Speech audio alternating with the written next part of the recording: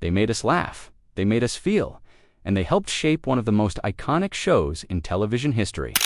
But behind the bright smiles of the Cosby Show cast were stories of heartbreak, hidden struggles, and devastating losses. In this video, we honor 10 beloved stars who brought warmth to our screens and reveal the tragic truths behind their untold journeys. Which story will move you most? Watch to the end, hit like, subscribe, and join us as we celebrate their legacy and uncover the pain behind the fame. Clarice Taylor, born in Buckingham, Virginia in 1917, portrayed the beloved matriarch Anna Huxtable. Her warm smile and comforting presence made her a staple on the show. Yet off-screen, her life was marked by loneliness and struggle. A perfectionist known for her fierce temper, she was once banned from a major New York theater for berating a fellow actor. She faced similar backstage tension on the set of The Cosby Show, with whispers that producers considered replacing her after the first season. Despite fame, Taylor remained isolated, estranged from family due to legal battles over her estate. She never married but adopted 2 sons. In her final years, she battled insomnia and depression. Clarice Taylor passed away on May 30, 2011. In Englewood, New Jersey, her estate, valued at around $3 million, was a testament to her lifelong commitment to the arts.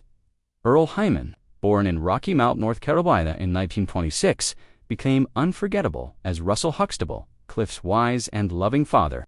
With a commanding presence and Shakespearean flair, he brought generational wisdom to the series. But Hyman's life held quiet sorrow. A lifelong lover of the arts, he lived with his partner Ralph Cernes, a Norwegian seaman, for over 50 years, yet never publicly acknowledged their relationship out of fear it would end his career. This concealment left him withdrawn and deeply lonely, rarely granting interviews. He lived in self-imposed isolation. Still, he left his mark voicing Panthro in Thundercats, performing on Broadway, and earning Norway's Order of St. Olaf. Earl Hyman died on November 17, 2017. At 91, with a $5 million estate and a story the world only partly knew, Michelle Thomas, born in Brookline, Massachusetts in 1968, played Justine Phillips, the sweet and loyal girlfriend of Theo Huxtable. She quickly became a fan favorite, but Hollywood's pressure crushed her. Constant demands to lose weight, a controlling relationship with Malcolm Jamal Warner, and a longing to take on darker roles left her emotionally drained. Diagnosed with a rare abdominal cancer in 1997, she kept it secret, opting for natural treatments that tragically worsened her condition. She passed away on December 23, 1998, at just 30, with Malcolm at her side. Her funeral was conducted under Islamic rites, and she was laid to rest in New Jersey. Her net worth, close to $4 million, reflected a career that was only just beginning. Merlin Santana, born in Washington Heights, New York in 1976, portrayed Stanley, Rudy's charming boyfriend. With striking looks and charisma, he quickly rose to teen idol status, appearing in shows like Moshe and The Steve Harvey Show. But his life took a dark turn. Frustrated by typecasting and racial bias in Hollywood, Merlin grew bitter and spoke out, costing him roles. He fell in with the wrong crowd, drawn to nightlife and questionable business deals. On November 9, 2002, he was shot in the head while sitting in a car.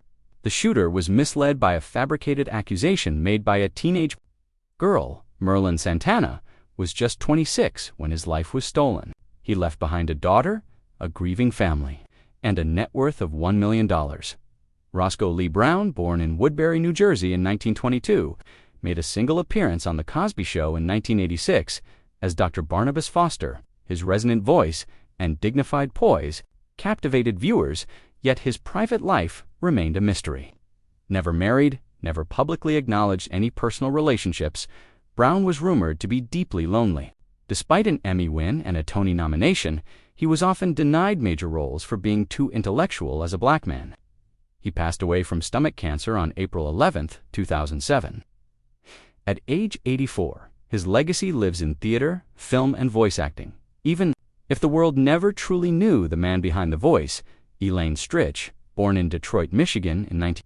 Off-screen, she was fiery, bold, and unfiltered, a Broadway legend known for her biting wit. She struggled for years with alcoholism, often performing drunk and clashing with directors. Her only marriage ended with her husband's death, sending her into deeper addiction.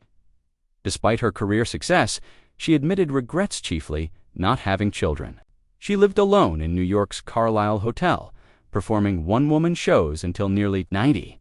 She passed on July 17, 2014, at 89, leaving behind $20 million and a Broadway community that mourned loudly. Sammy Davis Jr., born in Harlem in 1925, brought his signature charisma to The Cosby Show as Ray Palomino. A member of the legendary Rat Pack, his off-screen life was filled with contradiction.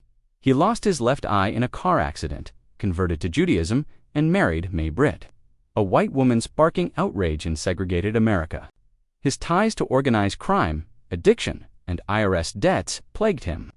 When diagnosed with throat cancer, he initially refused surgery to save his voice. He died on May 16, 1990, at 64, leaving behind $4 million in assets and $7 million in debt. Lynn Thigpen, born in Joliet, Illinois in 1948, played Mrs. Hudson, a warm, patient character. Off-screen, she battled chronic depression, racism in casting, and the heartbreak of a miscarriage she never publicly discussed.